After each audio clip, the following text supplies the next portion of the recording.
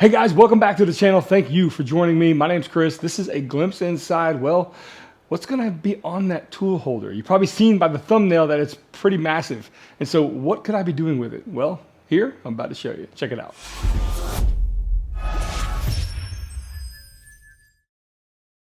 So for the past half decade, except for 2020, I think we know why, this convention called WorkbenchCon has been going on. It's been really the premier event for us makers to get together and to really talk shop, have camaraderie, learn new skills if you want to get into this business, and just if you are making things with your hands, wood, metal, it doesn't matter, this conference is for you. This isn't an advertisement for it, but this is a story about the wonderful times that I've had during those conferences. Now, WorkbenchCon, the first one, I took nothing. I didn't take anything like this. You can see their signatures on these boards. The first one, I had people sign my hat, as silly as it was. I'll tell you, you know what? I had 9,000 subscribers at the first WorkbenchCon. I think I remember these numbers, and I'll go through those now.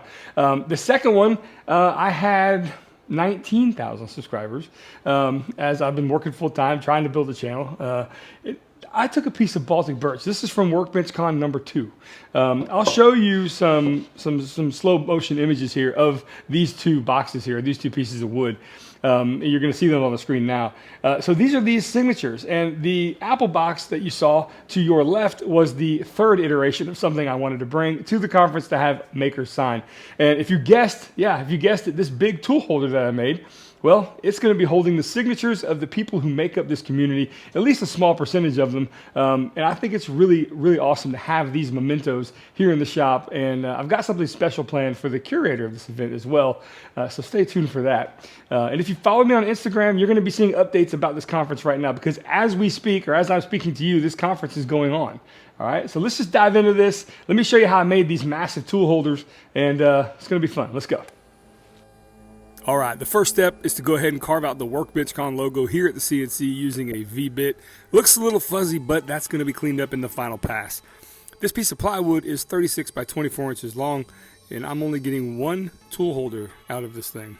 I mean, essentially two, but I'm going to double them up. As you can see here, here's the negative spaces. This is going to be wild.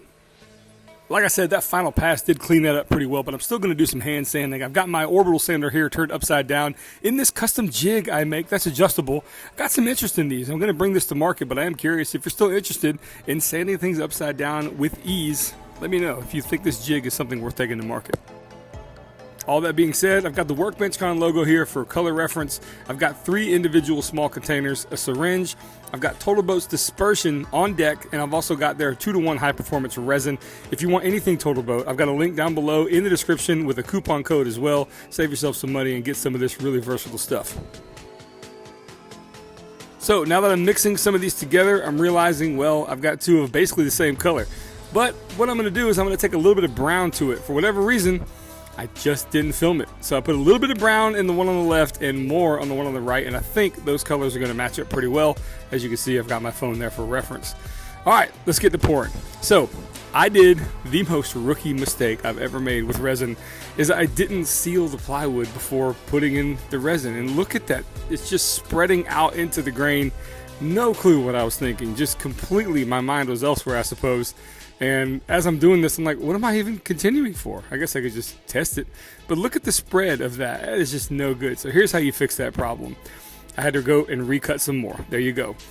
What you want to do is you want to flood this with either penetrating epoxy, or you can actually flood it with 2-to-1 high performance resin like you see me doing here. A very light coat. I like to brush it in with a foam brush. And once that cures, you're free and easy to go put those dispersions in there with that resin, and it's going to be a nice smooth result. As you can see here, here we go. Now the black stays put. It doesn't run because the fibers are completely sealed. So don't make that mistake. Learn from mine. I cannot believe I did that, but live and learn. So here we go again, and I think this is turning out fantastic. One little tip is you don't want to overfill these. You actually want to underfill them to have a profile that the meniscus of that is a little bit convex, right? Concave. It caves inward, sorry. So when you go to sand it like this, the resin doesn't get touched. Pretty cool. Now for some assembly. We're going to take some glue. We're going to spread it on.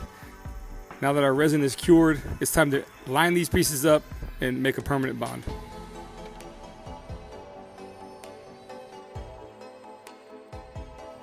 So for alignment purposes only, I'm gonna use some inconspicuous brad nails to kind of hold everything together. You're not gonna see these, they're gonna be covered up by the assembly process, but once that's in, I'm gonna take the F-style clamps, clamp it down. I find that if I don't put brad nails in, clamping things together like this is a little bit difficult. The pieces wanna kind of slip away from each other a little bit because it's hard to get perfect even clamping pressure on the first go. So the brad nails help. Once that's finished, a little bit of squeeze out came out, so we're gonna take our spindle sander and clean up the edges just a little bit before we do some final assembly. Now, I will say this, I'm going to put a little amount of glue in the joint because I'm gonna reinforce it with some screws, and checking for 90 degrees, I get a little too excited. Yeah, buddy.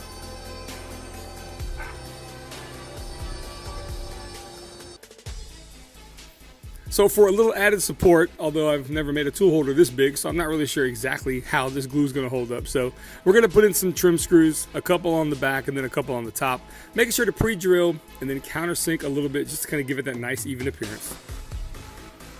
Of course, check for 90 degrees one more time. Everything looks pretty spot on. And now it's time to put the final touch on this 90-degree corbel piece. This really gives it kind of that extra architectural look. You can see here, no gaps. Looks pretty good. Now, people are going to be signing this, and I think the raw wood, well, the Sharpie might bleed just a little bit, kind of like that resin did. So some shellac is needed, I think, for the first couple coats here before I bring it to the convention. Love how this turned out. This is so cool. Well, there you have it, guys. This thing came out amazing, I think, and especially when it gets adorned with all these signatures from all the makers at WorkbenchCon 2022. Also, bit of a surprise, I'm going to have everyone sign this one as well. And this is just a maker push stick, the ones I make here. And side note, I'm giving 25 of these away at the conference. So if you're there, just come up, talk to me, say, hey, where's mine? And I'll give you one of these while they last. But the deal is that I've selfishly kept these over the years, and I wish I could have reproduced them to give Kristen, the curator of the event, and that's what this one's for. I'm gonna have everybody sign this maker push stick as well, and they're gonna, well, I'm gonna give it to her at the end of the conference, so I think that's gonna be awesome. All right, guys, thanks for joining me today. I really appreciate you watching this, and I wanna know your thoughts on this memento. Seems pretty nice, and until then, I'll see you next week. You guys have a great time, and if I see you at WorkbenchCon, awesome, I'll see you there. Take care, guys.